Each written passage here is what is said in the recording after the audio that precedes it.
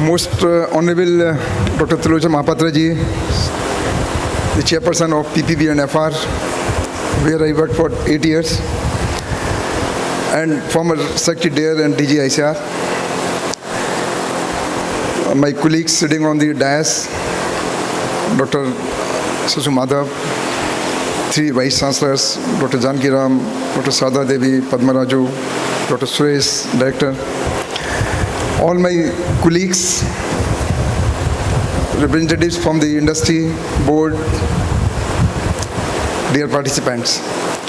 First of all, I want to just congratulate CTRI and now called NIRCA. So in NIRCA, R you are representing with the rupee symbol. So that innovation really, I compliment you. That's a very innovative, small innovation, but a big innovation because it symbolizes that what you are really doing, cultivation, this commercial agriculture. So completing 76 years and celebrating 77 years is really something great. And the thing we could know from your presentation was really a great learning. The visit to your farm was again a great learning for us. Now friends, as you know, Dr. Madhav has given a lot of insights, the future plans also. So I really like your future plans. And in some of the future plans, really we can contribute. Specifically, like you told,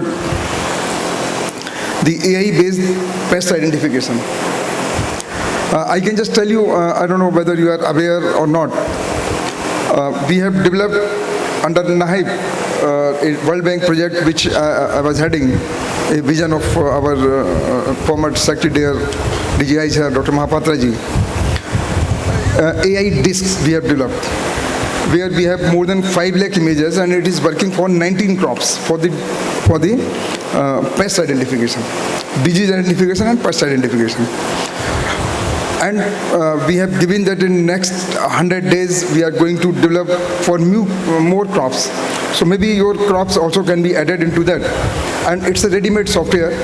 And when I presented before Secretary Agriculture, Mr. Manoj Ahuja, immediately he identified a team to take up that technology and to just disseminate to many stakeholders. So immediately that AI disk, because it's our own institute, IESRA, through which we have developed with the support of many institutes, so that can be immediately taken up. Similarly, the blockchains, which we have told, again, I can tell you there's a lot of expertise available with our sister institutes. So again, we can take up, and you can have many such collaborations with the public institutes. In the morning, again, I was saying it's a time of collaborations. Isolation, we should not work. When I spoke to DG CSIR, I just told that, yes, let us collaborate in the academic field also. And immediately she agreed, and now we are going to collaborate with CSIR, because CSIR again has a very good academic institution called ACSIR, and with ACSIR we are going to have a lot of collaborations. So similarly for this Tobacco Institute, or now we say commercial agriculture, we can have a lot of collaborations with the IITs, with the IIMs, with many other institutes, and I don't think that anybody is going to have any hesitation for this. I know when I talk to many directors of IITs or different other traditional universities, Dr. Padma Raju has already just narrated that how he is collaborating with these agriculture universities. We can have more and more such collaborations. Everybody is forward-looking. Everybody wants to collaborate for this agriculture purpose. So I think really we can advance a lot of things. I'm really happy to know this. You are working for this animal and protein feed, and for seed oil extraction, and the usage of that seed oil for cooking purpose, also human consumption. Again, I think it's a very good thing if the institute comes out with this. And for insecticides, again, it's a very welcome step if we success in this.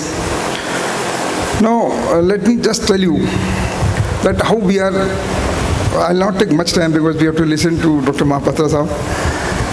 let me just tell you that how our, as it was told by Madam Sada, it was told by our colleague Dr. Janki Ram, that how our agricultural education landscape is changing now.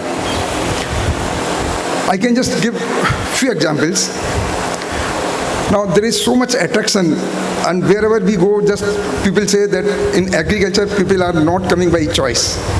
But that scenario has now changed. In one single year, as you know, ICAR has got certain seats reserved in the agriculture universities, around 6,000 seats. We used to get around 85,000 applications. But last year we got 5,80,000 applications for the same number of seats. You see how more and more persons are being attracted for this. Number of girls, I think Chief Guest knows, about 8 years back we had 23% girls students in our agriculture universities. Today we have around 49.3% girls students. So you see how the attraction is really increasing. If you see the cutoff, more and more students who are acquiring greater percentage, they are being attracted towards the agriculture education. Not only this, even if you see the kind of entrepreneurs in the last 8 years, we could develop around 400 good entrepreneurs, and their average turnover was around 28 lakhs. Again, a very good achievement which we could make. And if I tell you just the progress of last 3 years, you will just see a phenomenal change has happened.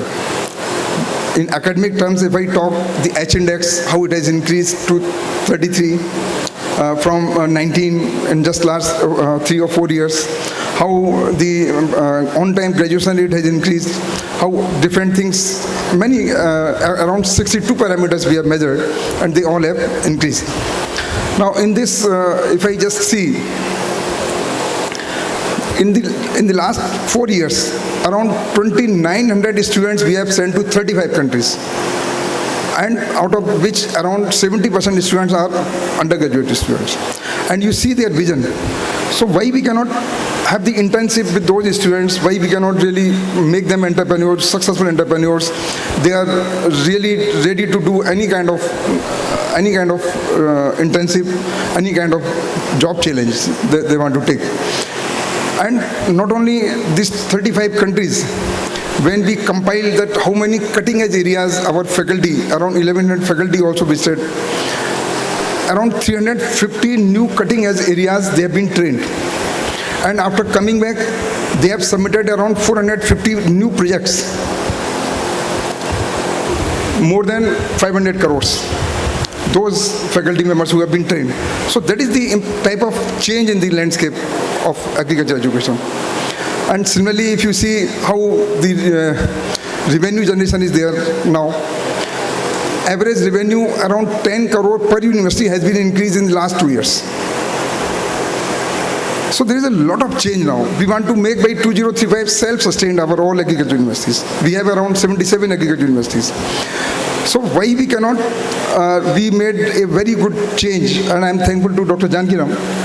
He just informed me that they are going to implement the recommendations of the ICAR, that the advisory committee of a student at MSc and PhD level can have the member from outside the university also, from the industry. And I will request all my industry representatives, if they can be partner with the research projects, if they can fund some research projects in which we can invite the PDFs from outside, we can have some collaborations with the industry. So one of the co-advisor can be from the industry, can be from other universities, can be from anywhere else, which was not allowed earlier. So thank you, Dr. Janki Ram, for implementing that, and I think other universities will also implement this. So ultimately our aim is that how best we can collaborate, and that is in true sense the implementation of the national education policy. And that's what we are looking for. All the best to Dr. Madhav, to you for having this future plans, speed bidding for climate smart agriculture. We have submitted a new project also for the World Bank funding for this climate smart agriculture. So maybe we can just see that how best we can incorporate this institute's support in that particular thing. So with that note, because I know there is a paucity of time, and the climate or the weather also is not very congenial for speaking very long. But thank you very much, and wish you all the best. And I thank once again to you for inviting me and for really showing me a very wonderful field and wonderful achievement. Thank you. Namaskar.